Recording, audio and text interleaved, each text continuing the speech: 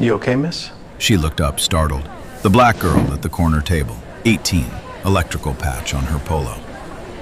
Yeah, I'm fine. He glanced at her lunchbox open in front of her. You sighed. Just... She hesitated. Sir, can you watch this? I'm gonna ask if there's soup left in the back. For your lunch to fill up. She slid the pink lunchbox toward him and walked off. He stared at it. Then, he opened it. There was nothing inside worth calling a meal, and a napkin folded twice on top. He unfolded the napkin. 3 words. His knees almost went. An anonymous email had brought him here 6 days ago. He had come to look into something quiet, and whatever was written on that napkin was about to break him. The cafeteria emptied. Garrett wiped down the steam table the way Pritchard had taught him on day 1. Fast, no streaks, no questions. Gary! He looked up. Donna Pritchard, food services director, stood at the end of the line. Mid-50s, sharp gray bob, smile that didn't reach her eyes. Yes, ma'am? You sat with that Belle girl yesterday? She sat with me. Same thing. She tapped her pen against her clipboard. We don't do that here. Do what? Get familiar. Some of these kids take advantage. You serve them. You don't talk to them. You understand? Yes, ma'am. She studied him a moment longer, then walked away. He kept wiping. His jaw stayed tight. Some of these kids. He knew which kids she meant. By 11 o'clock, he was on the loading dock, watching the morning's second delivery. 6 days in, he had started keeping count. At 5:45 a.m., a Granary Food Services truck pulled in. Clean white panels, real driver in real uniform, real ingredients off the back, produce in waxed boxes, proteins on ice, bread in branded sleeves. Reggie signed for it. By 7:10 a.m., half of those boxes had been wheeled into a room at the back of the kitchen, behind a handwritten sign that read, Dry goods. Do not enter without authorization. By the 6 p.m, prep. No logos, generic brown cardboard, bread that bent the wrong way, chicken thawing in pink water. 6 days. Same pattern, same timestamps, same back room. He had not yet seen who unloaded the second delivery. Gary, you want to grab lunch? Reggie Holloway leaned against the dock railing. 61, gray beard, eyes like a man who had been waiting a long time for someone to ask the right question. In a minute. You've been watching that back room a lot. Have I? 3 days running. Garrett didn't answer. Reggie spat over the railing. Some men get rich by not looking. Others go broke trying to. Which one am I? Haven't decided yet. Reggie walked off toward the boiler room, leaving Garrett alone on the dock. He turned and went back inside past the front office, where the wall plaque caught his eye the way it had every morning since he arrived. Granary Food Services, proud partner of Cornerstone since 2018. 6 years. $186,000 a month. Federal nutrition compliance, state audit certification, 3 contract renewals, 1 satisfied customer. On paper. On the trays, gray meat, dishwater soup, 3-day bread. He had not come here to fix it. He had come here to see it. He slowed half a step at the plaque, the way he did every time, and kept walking. In the staff break room that afternoon, 2 teachers were already talking when he came in for coffee. He stayed by the counter. Cafeteria food again? My kid won't touch it. Mine either. I pack his lunch every day. Lucky? What do you mean, lucky? Some of these kids, their parents can't pack. A long silence. Then the second teacher, lower. Yeah, I know which ones. She didn't have to say their names. Everyone at the table knew. The school food line at lunch was almost entirely Black and Latino.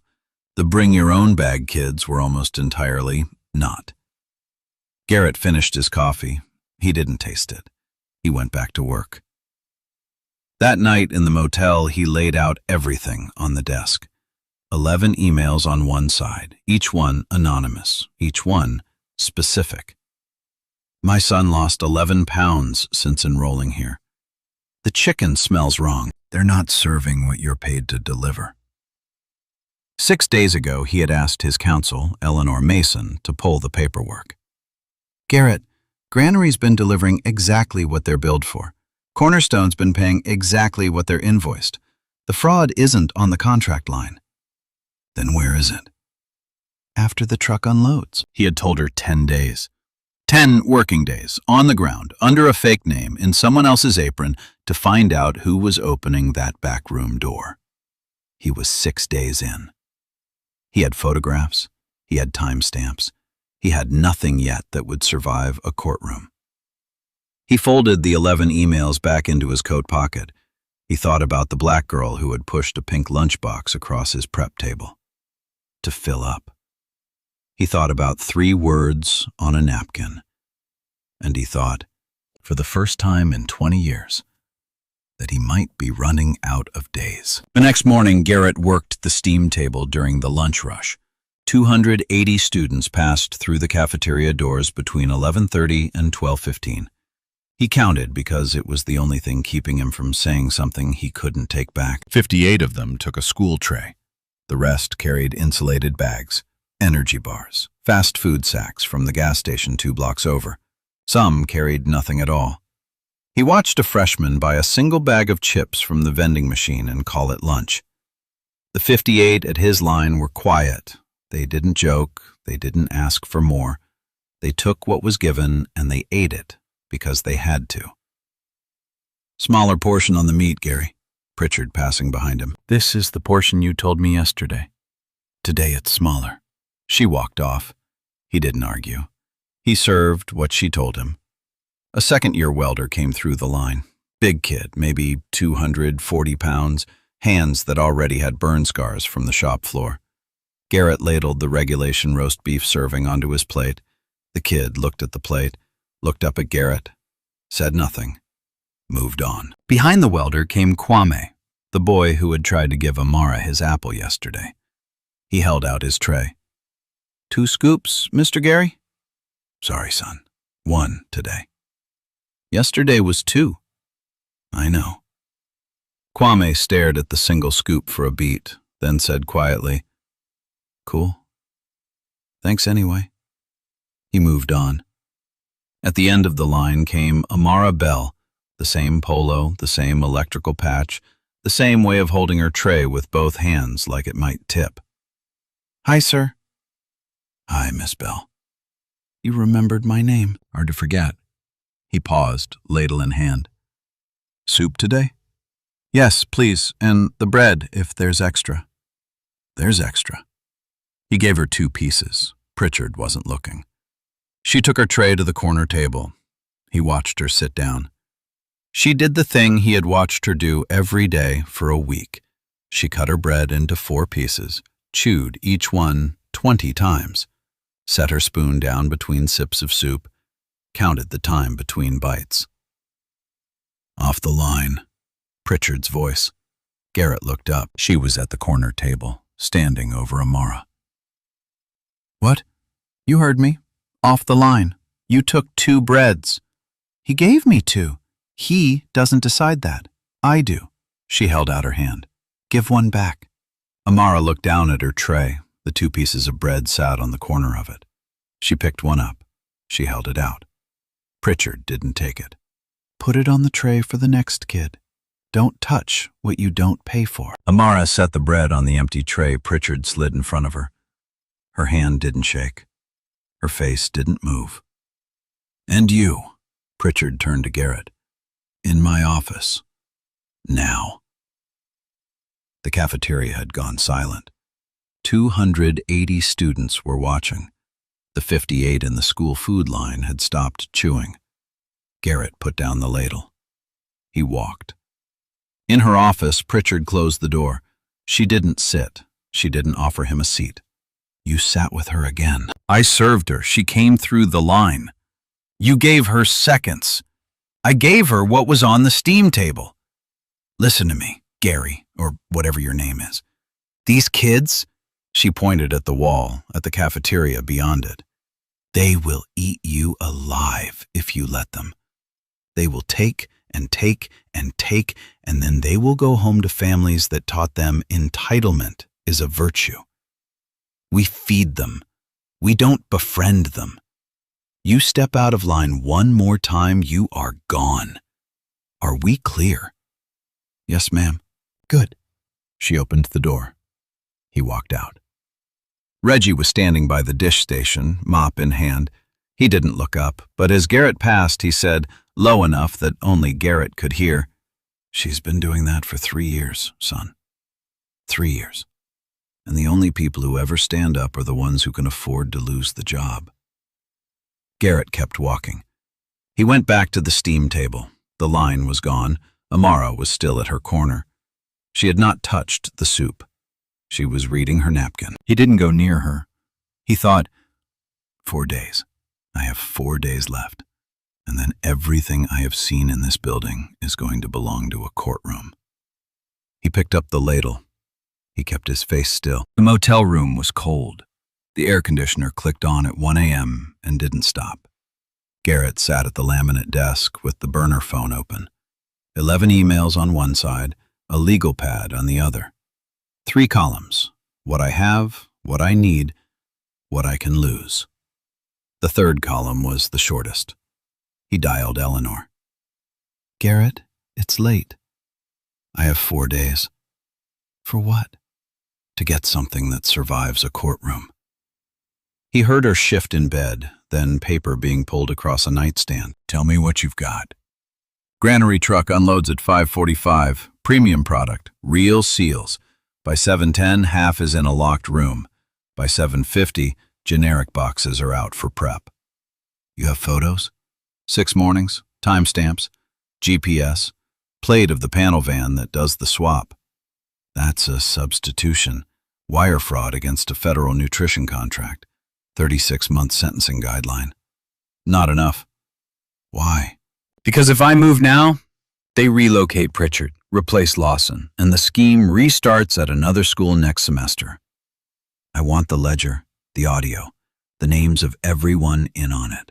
"You think there's an inside angle?"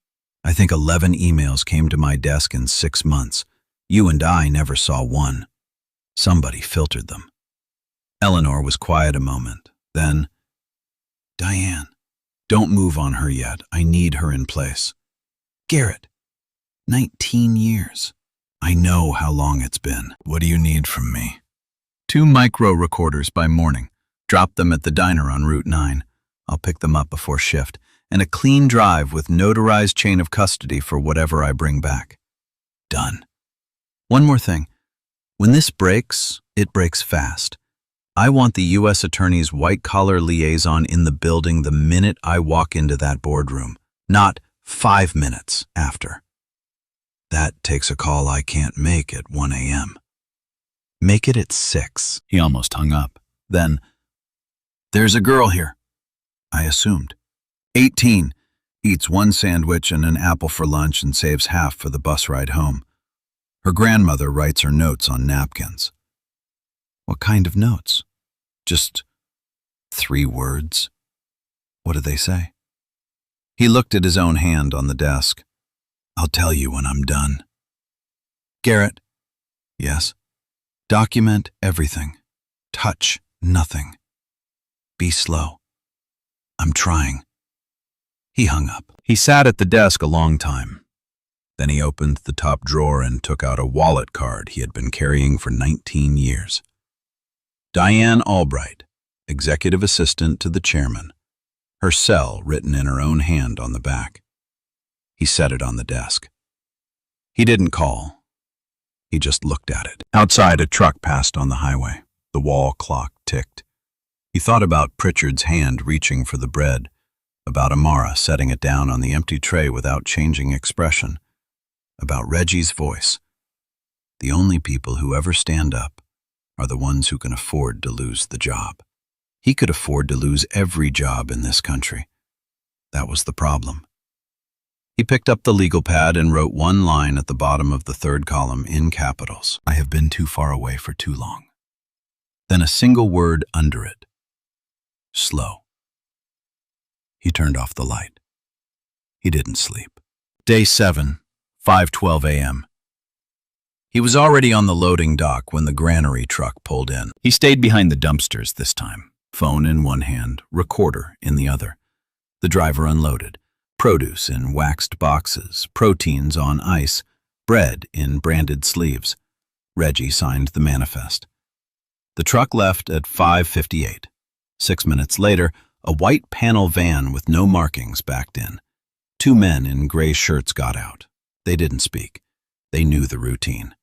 They wheeled half the granary boxes out and loaded 8 of their own in. Generic brown cardboard, no logos, no invoices changing hands. Plates.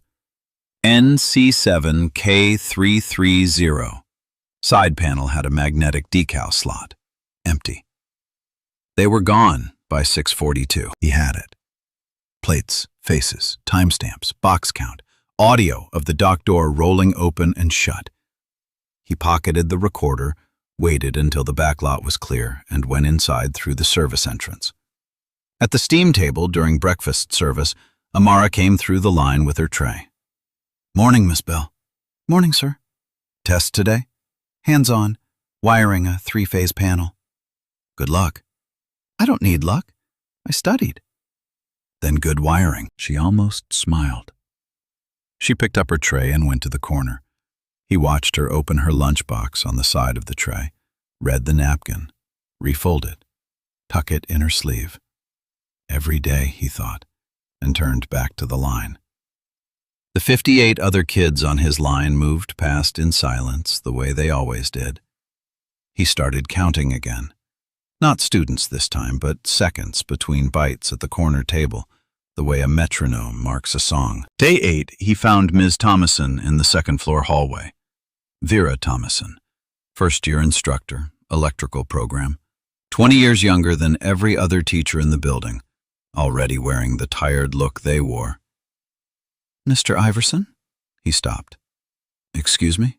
"Sorry, Mr. Gary." Slip of the tongue. He held her eyes.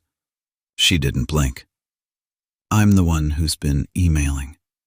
He didn't answer. 16 months. 11 emails to your corporate inbox. Nothing came back. So when a temp worker shows up, nobody recognizes it and starts photographing the back room. "I do my homework, Mr. Iverson. There's not a lot of you out there." How many other people know? Nobody. "I'm not in this to be famous. I'm in this because the girl in your line lost 9 pounds last semester and her grandmother is raising her on a fixed income." Amara. Amara. He took a breath. "What else do you have?" "A spreadsheet of every kid who's been written up for a food complaint in the last 3 years. Every name on it is Black, Latino, or both. I have parent emails. I have a recording of Lawson telling me, quote, maybe she should be grateful. I've been waiting 2.5 years for somebody to ask. Send everything to this address tonight." He wrote Eleanor's secure inbox on a corner of his pad and tore it off. "And Vera, don't tell anyone you spoke to me. Not your husband, not the union rep, nobody." "I was hoping you'd say that." She walked off down the hallway. He stayed there a beat, then kept walking. By the time he reached the supply closet, his hands were steady again. He checked the recorder battery, swapped the storage card for a fresh one, slid the used card into the inner pocket of his apron, and went back to work. The kitchen ran lunch. He served what Pritchard told him to serve. He counted the trays. He counted the kids the trays were short for. Day 9, 11:47 a.m. He was mopping the corridor outside the principal's office when he heard Lawson's voice through the door. "The Cousins Company. Yeah, we're saving $14,000 a month off Granary's build cost. Just keep the loud parents happy with the front office tour. The rest don't notice. The rest are eating because they have to." A pause, then a laugh, hollow and pleased with itself. "Donna handles it. Don't worry about Donna. Donna's clean as a sheet. She does what I tell her, and she takes her cut, and she keeps her mouth shut. The whole thing runs on her not caring and me caring just enough." Garrett kept mopping. He kept his face neutral. He let the recorder in his apron pocket run. He moved the mop in slow, even arcs across the corridor tile, the way a man might who actually worked in school buildings. He had everything now for the financial trace. He had the operational footprint. He had Vera's documentation. What he still needed was the ledger. And that night, Reggie gave him the next best thing. The maintenance man pulled him into the boiler room without a word, closed the door, locked it, reached behind a heating duct and pulled out a thumb drive sealed in a sandwich bag. 2 years. Of what? Audio. Pritchard's back room, Lawson's office, the break room. Every word about heritage provisions, every kickback figure, names, dates, dollar amounts. Conversations they don't think anybody hears. Why now?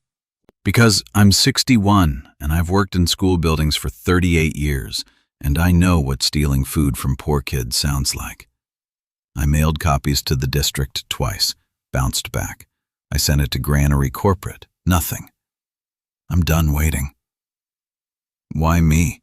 Reggie looked at him a long moment. Day one, you stood in front of that granary plaque on the wall longer than anybody has in 3 years. Like it meant something to you. And the second day, you didn't look away when Pritchard cut that boy's portion in front of the line. Most people look away. Garrett took the drive. He didn't say anything. You gonna be okay with what's on there? No. Didn't think so. He drove back to the motel and listened to the drive on headphones until 2 in the morning. He heard Pritchard tell her own assistant, Lawson wants the meat ratio cut again. I told him we can't or the kids will stop eating and we'll lose cover. He said, if they stop eating, we save more. He heard her sigh.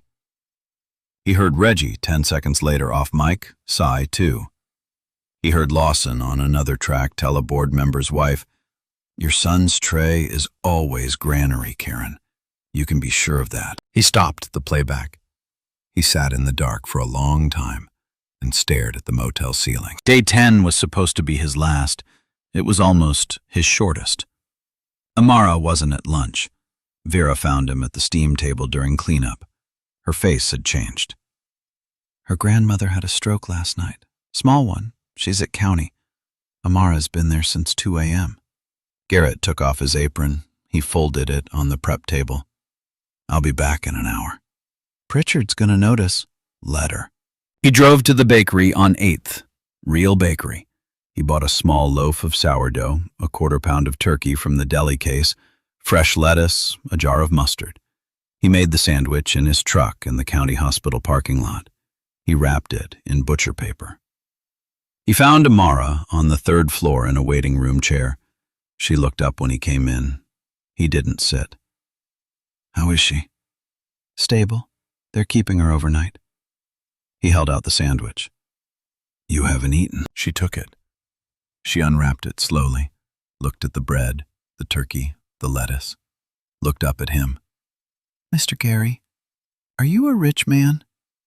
Why? Because I've watched people give poor folks food my whole life. They give us cheap food, leftover food, food they didn't want. You gave me real food. Poor folks can't give other poor folks real food because they don't have it either. Only rich people have enough to give. He didn't answer. That's okay, she said. You don't have to say. He left. He drove back to the school. He clocked back in. Pritchard was waiting by the time clock. Where were you? Errand. What errand? Personal. You're on thin ice, Gary. Yes, ma'am. She walked off. He held the punch card in his hand a moment, then put it back in the rack. He finished his shift. He swept the cafeteria floor twice, the way Reggie had taught him on day 1. Get the corners first, then sweep toward the door.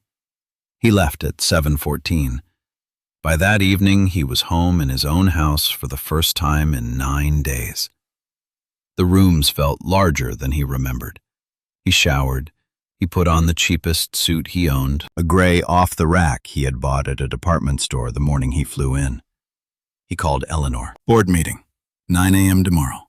Don't tell them who's coming. What about Diane? Tomorrow, after the boardroom. I want her in the building when it breaks. All right. He hung up. He laid the thumb drive, the photographs, the financial trace, Vera's spreadsheet, his own recordings, and a single folded napkin on his kitchen counter. He stood there a long time. He thought about 3 words. He thought about only rich people have enough to give.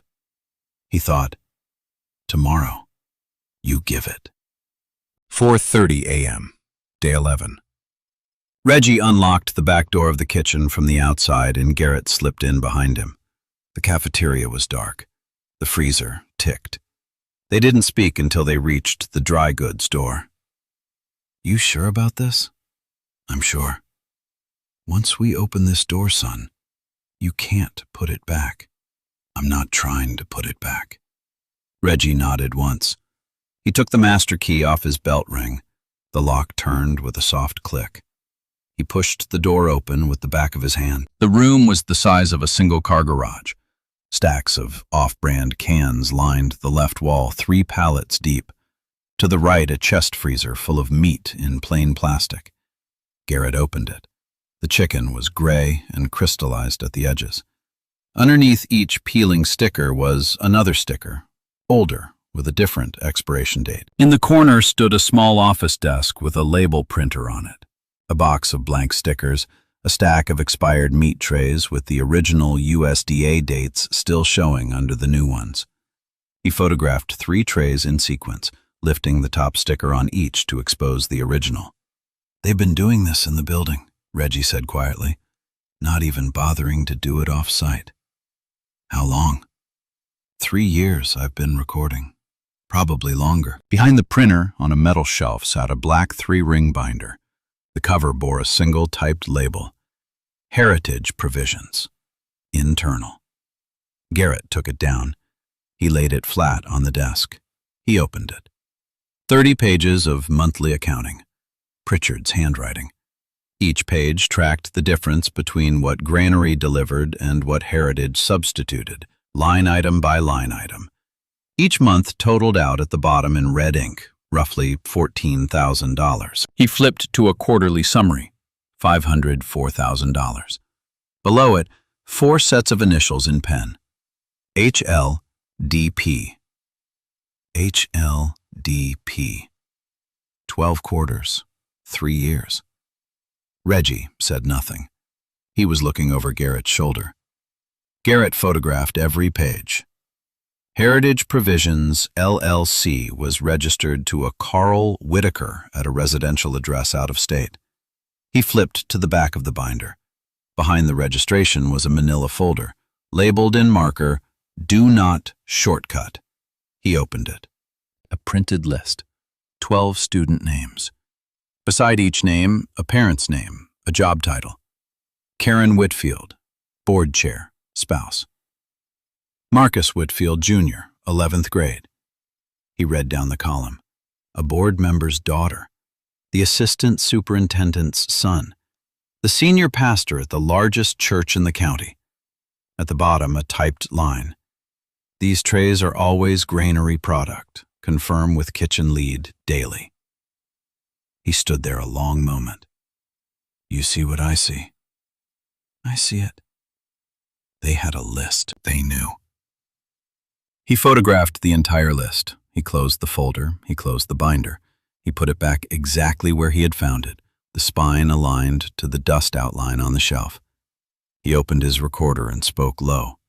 Chain of custody, Garrett Iverson speaking. 4:51 a.m., Cornerstone Vocational Academy. All evidence photographed in place. Nothing removed.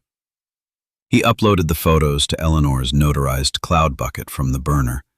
He watched the timestamp save. Then he stood up and looked around the room one more time. The off-brand cans, the peeling stickers, the label printer, the list of children who got real food, and the much longer list, out there, sitting at tables, who didn't. Reggie locked the door behind them when they left. He set the key back on his belt ring. 38 years, Reggie said. First time anyone stood in there who wasn't stealing. Garrett didn't trust himself to answer. They walked back through the dark cafeteria. The clock above the steam table read 5:09 a.m. The first delivery truck would be in the lot in 36 minutes. The board meeting was in 3 hours and 51 minutes. He sat in the driver's seat of his pickup. He did not start the engine. He thought about 12 names. He thought about 268 names that weren't on the list. He picked up his phone and texted Eleanor a single line. Bring the agents. The boardroom sat above the cafeteria. Long oak table, 12 chairs. At 8:54 a.m., the chairs began filling. Howard Lawson came in first, in a navy suit, shaking hands with the chairman's wife, smiling the way he always smiled at people who signed his renewals. Donna Pritchard followed in a beige blazer, folder under one arm. She set up her laptop at the front. Title slide, Nutrition Services, Year-over-Year Performance. Behind her on the screen, a chart with green arrows pointing up. Garrett walked in at 8:58 in his gray, off-the-rack suit. Eleanor Mason walked in beside him in charcoal pinstripes. They sat at the back. Pritchard didn't see them. Lawson glanced over, frowned at the unfamiliar face, looked away. At 9:01, the chairman called the meeting to order. Before nutrition reports, we have a community member who requested a brief slot. Howard? Lawson stood. Yes, a Mr. Iverson asked for 5 minutes. Mr. Iverson, would you— Garrett stood. He walked to the front. Pritchard's face tilted, trying to place him. He set down a binder, a laptop, and a single thumb drive. Good morning. My name is Garrett Iverson. I'm an independent investigator engaged by Granary Food Services to verify contract performance at this campus. Lawson's pen stopped. Pritchard's hand went very still on her clicker. Over the past 11 days, I have documented a substitution scheme operating in this building's food service. I'm going to show you what I found. 3 pieces of evidence. 11 minutes. He plugged the drive into the projector. Pritchard's own voice filled the room. Lawson wants the meat ratio cut again. I told him we can't or the kids will stop eating and we'll lose cover. He said, if they stop eating, we save more. A board member set her coffee down. Another folded his hands. Second slide. Eleanor's financial trace projected line by line. Granary billed, Granary delivered. Heritage Provisions LLC substituted. Carl Whitaker, sole registrant. A man who had never set foot in this state. Total documented skim, $504,000. Pritchard's face had gone the color of paper. Third slide. Garrett's photographs of the Dawn swap, time-stamped, GPS tagged, license plate visible. The white panel van. Lawson stood up. Ladies and gentlemen, this man entered our building under a false employment application. That is fraud. That is trespass. Anything he claims to have seen is fruit of a poisoned tree, and our counsel will pursue him personally and aggressively. Eleanor opened her folder, calm. My client's contract with Granary is in your packet, page 4. Granary is the contracted food provider for this campus. Granary has clear standing to verify the use of its product on the premises. Lawson read page 4. He sat. Then he stood again. Let me be honest with this board about what is really happening here. This is a working-class school. We serve the children no other district wants. Mr. Iverson is, 9 days in this building? And now he wants to lecture us about how we feed our students? With respect, sir, you do not know this community. These children— Page 71, Garrett's voice cut him off. What? In your packet. Page 71. The chairman opened his packet. The other board members opened theirs. Pages turned. Do not shortcut, Garrett read aloud. 12 names, each one a child of a donor, a board member, a senior administrator. Page 71, line 3. Marcus Whitfield, Jr., 11th grade. The chairman went still. Your son's tray, Mr. Chairman, came from real Granary product every day for 3 years. The other 268 kids in this building ate from Heritage. Mr. Lawson maintained the list. Ms. Pritchard executed it. You did not write it, but your son's name is on it, and his tray was always full. The chairman put both hands flat on the table.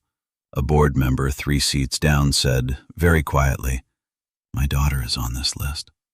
Another said, "Mine too." Pritchard turned to Lawson. "Howard, I followed your direction. The budget parameters came from the administration." "Donna, do not. You said the kids who mattered were taken care of. That's what you said. I have it in writing. 3 emails. November." Lawson's hand found the edge of the table. Eleanor stood. "For the record, the county paid Granary in full every month for 3 years. Granary delivered in full every month for 3 years. The two of you, together, stole the difference. $504,000. The door opened. 2 federal agents and the U.S. Attorney's white-collar liaison stepped inside. The senior agent held up a badge. "Mr. Lawson? Ms. Pritchard? Step away from the table, please." Lawson did not move at first. He looked at the chairman. The chairman did not look back. He looked at the woman from accounting. She turned her chair 45 degrees away from him. He looked at the board member whose daughter was on the list. The board member would not meet his eyes either. He stood up slowly. The agent read him his rights. Pritchard was crying by then, silent, hands flat on her thighs. They walked her out first. The chairman sat very still. "Mr. Iverson," he said, "who exactly are you with Granary?" Garrett closed his laptop. He picked up the thumb drive. "I'm an investigator, engaged by Granary. That's all this room needs from me today." He walked out. Eleanor walked out beside him. Vera Thomason, in the 3rd row, stood up and asked the chairman if she could enter 16 months of documentation into the record. 3 other staff members raised their hands.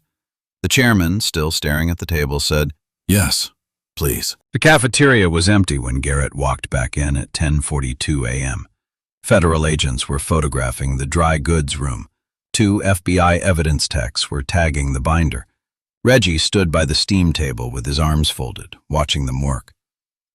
"That was something to see. I'm not done." "Didn't think you were." By noon, Garrett was in the interim principal's office with Eleanor, the district superintendent who had driven down from the county seat, and a woman from state nutrition compliance. They had pulled 3 folding chairs around the desk. Garrett spoke for 37 minutes without notes. When he finished, the superintendent said, "Mr. Iverson, with respect, Granary is a contractor. You can recommend, you can't restructure." Eleanor opened her folder. "Granary will absorb the cost of the program reforms we are about to propose. Granary will fund an independent annual audit at Granary's own expense. Granary will guarantee universal full meals for every enrolled student at this campus. No application, no income test, for the duration of the current contract and the next 2 renewal cycles." The superintendent stared at her. "Granary will sign that today?" "Granary's chairman is in this room." The superintendent looked at Garrett, then at Eleanor, then at Garrett again. He did not say anything for a long moment. He did not have to.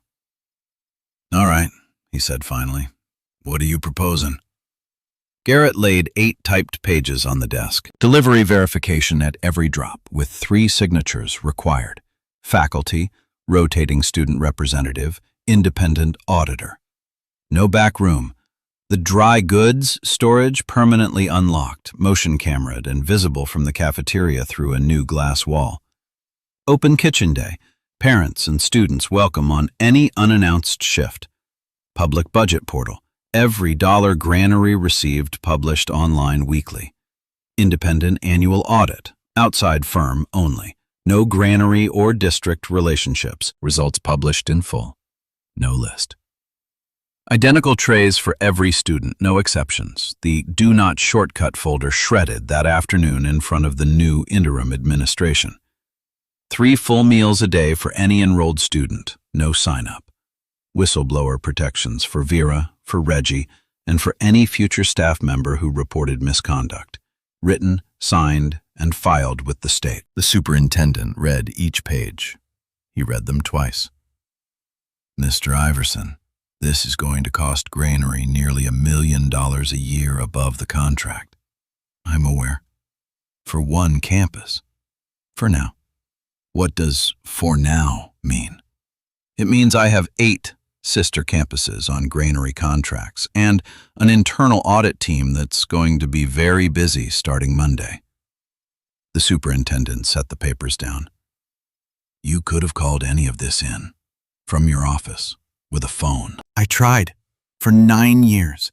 11 emails got filtered out of my inbox by my own assistant. I didn't know what was happening in my own buildings. And now I do. He stood. He shook the superintendent's hand. They signed the framework that afternoon. Reggie was offered the role of Director of Operations Verification at 3 times his maintenance salary. He sat across from Garrett in the boiler room of all places when the offer was made. On one condition. What? I keep the keys to every door in this building. All right, including yours. Garrett looked at him a long beat. Especially mine. Vera Thomason was promoted to Student Wellness Coordinator with a discretionary budget she could spend without sign-off from anyone above her. Her first purchase order, signed that Friday, was for 30 complete electrical apprentice tool sets. So they don't have to share 6 between 30, she said. Garrett signed off without reading the line items. Late that afternoon, Eleanor called from her car. Garrett? Yes? I have Diane Albright on the line. She wants to say her piece before the federal referral goes in. Put her through. A click. Garrett?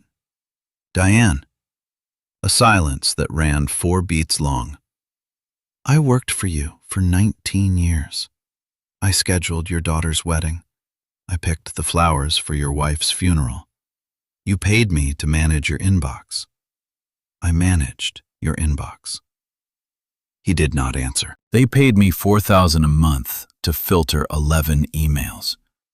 Do you know what my salary was, Garrett? Do you actually know? You signed it for 19 years and you do not know. It was $86,000 a year. To run the life of a man worth $2.5 billion. $4,000 a month was $48,000 a year. It was a 56% raise. It was the difference between renting and buying a house for my mother. You paid me to manage your inbox and you did not notice 11 things in 6 months. That is not me failing you. That is you being too far away to fail. The silence went 6 beats this time. Diane, he said, you are right about the salary. You are wrong about the rest. Eleanor will handle the referral. Goodbye. Eleanor came back on the line after the click. She will plead. 3 years probation, full restitution. She will be all right. I will not. I know. He hung up. He sat in the kitchen at his own table for a long time without moving. He looked out the window. He looked at the napkin Amara had pressed into his palm that morning. Eat slow, baby.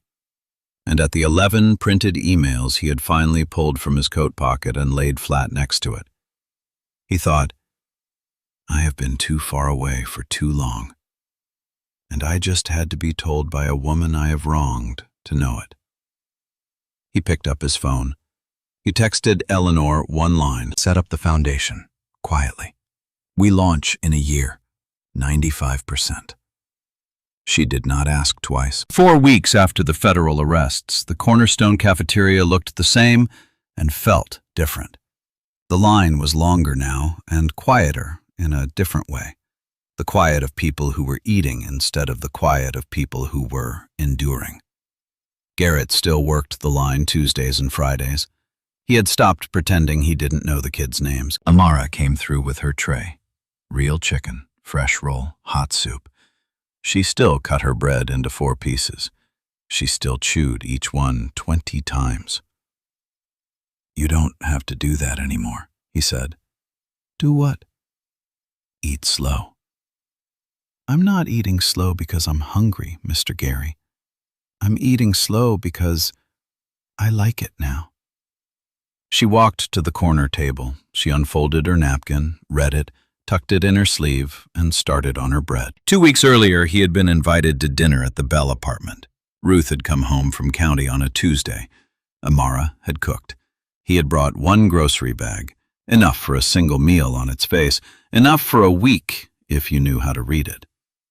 Ruth had read it. He had used the bathroom before they sat down. He had set his wallet on the shelf. The corner of a black card had slid free. G. M. Iverson. Iverson Holdings. Director. Ruth had come in afterward to change the towels. She had nudged the card back and closed the wallet. At the door, kissing his cheek goodbye, she had said quietly, "I cleaned up the bathroom. Your wallet's where you left it." He had frozen. "You saw?" "Mm-hmm." "You going to tell her?" "Not unless you make me." She earned the right to figure it out herself. "I won't." "Good. Eat slow. You drove here too fast. I heard the gravel." A week after, he went back. Ruth brought out a shoebox and set it on the coffee table. 7 years of napkin notes. "Eat slow, baby. You're loved. You're enough. You can rest. Don't share today. Don't share today. I mean it." He read them one by one. Why 3 words? Because that's how long it takes her to read it before she gets impatient. She's a fast girl. The world wants her fast. I needed her to learn slow. Amara came in then. She watched him handle the napkins. "Mr. Gary, can I ask you something?" "Always." "Why do you still come work the line?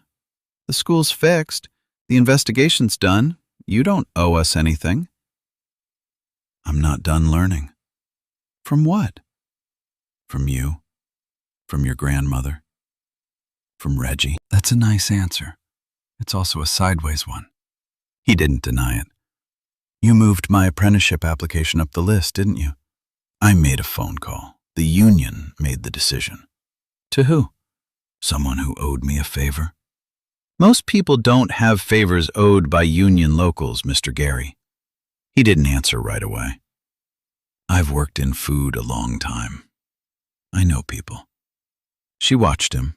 She didn't push, but a small crease appeared between her eyebrows, and she filed it. 3 months later, she was accepted into the Regional Electrical Union apprenticeship, first in her family with a salaried job and full benefits.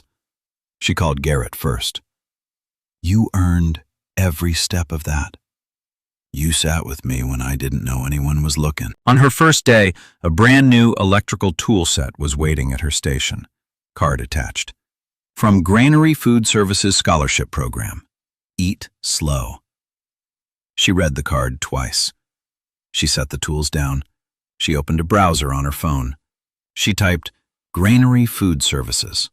She looked at the leadership page. She closed the browser. She did not call him. She went to work. The following Friday, she stopped by Cornerstone with a brown paper bag. She set it on the steam table. "I packed your lunch." He opened it. Peanut butter sandwich. Apple cut into quarters. A folded napkin in her own printing. "Eat slow, sir." He laughed once.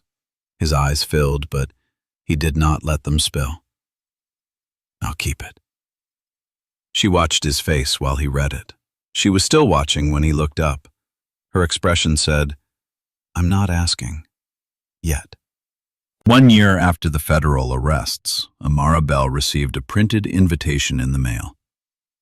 "You are cordially invited as a founding honoree of the Iverson Granary Foundation Inaugural Scholarship Gala." She read the name twice. She did not say anything. Ruth helped her pick out a dress. Ruth had chosen her own dress already. The ballroom was lit low, soft jazz, round tables. She didn't recognize anyone. A waiter offered her sparkling water. She took it carefully. An older man in a fitted gray suit approached her. She did not recognize him until he smiled. "Mr. Gary?" Garrett, actually. Garrett Iverson. She looked at him a long moment. I know, she said. I've known since the tool set card. I just wanted you to be the one to say it. He laughed once, quiet, surprised, undone. The MC at the podium tapped his microphone. Please welcome the founder and sole funder of the Iverson Granary Foundation, who has today committed 95% of his personal wealth, approximately $2.5 billion, to permanently fund nutrition, housing, and trade school scholarships for working-class students across the country. The Foundation's flagship pilot launched last year at Cornerstone Vocational Academy, where Mr. Iverson personally worked the lunch line under an assumed name for 11 days. Amara did not look at the podium. She kept looking at him. He reached into the inner pocket of his suit and took out a folded paper napkin. He handed it to her. She unfolded it. 3 words in his own careful handwriting. You were right. You told me poor folks can't give other poor folks real food because they don't have it, he said. I had it. I didn't give it. I'm trying to learn how. I'm still learning. She offered him her hand. He shook it. Welcome back, Gary. He laughed again, softer this time. Across the room, Ruth Bell, in her best church dress, caught his eye and gave him a small nod. He nodded back. The image held on the napkin in Amara's hand. He owned the buildings. He owned the company.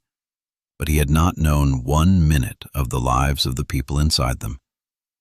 So he traded 95% of everything he owned to learn. What's the name of the person who served your lunch today? And if somebody wrote you a 3-word note tonight, what would you want it to say? Tell us in the comments. The story is over, but one thing keeps sticking with me. We usually think bad things happen because bad people do bad things. There's a villain, catch them, and it's done. But this story taught me something different. Sometimes bad things don't happen because of bad people. They happen because too many good people aren't paying attention. For something that's awful to drag on 3 years, one person can't pull it off. It takes dozens of people seeing it and looking away. Each one tells themselves, not my problem. Somebody else will speak up. And just like that, everyone passes the buck until nobody's left holding it. That's the hard part. It's not just about corruption, it's about us. About how being busy became the perfect excuse for not caring. The co-worker looking thinner, we see it, but we're busy. The neighbor who stopped coming outside, we see it, but we're busy. The kid who's gone quiet, we see it, but we are busy. We see we are busy, we don't ask. That's the recipe for every quiet strategy in this world. Not bad people, just decent people. Too busy to be decent at the right moment. So this week, if there is something you have seen but haven't asked about, go ask. 1 text, 1 minute. If somebody wrote you a 3-word napkin note tonight, what would you want it to say? Drop it below, hit like, subscribe. See you next time.